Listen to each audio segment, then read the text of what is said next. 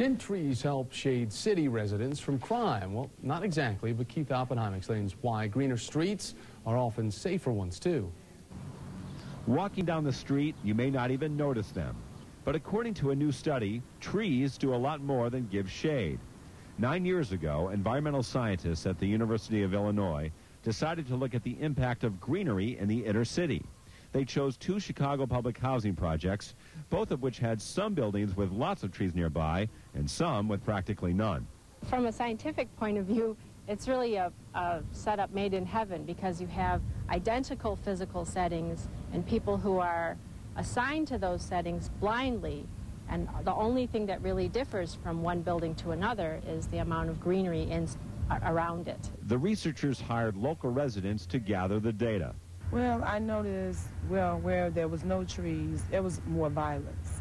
Indeed, in terms of crime, the data in the study revealed a drastic difference. Violent and property crimes were nearly twice as bad in sections of the buildings where vegetation was low, and conversely, doubly improved where vegetation was high.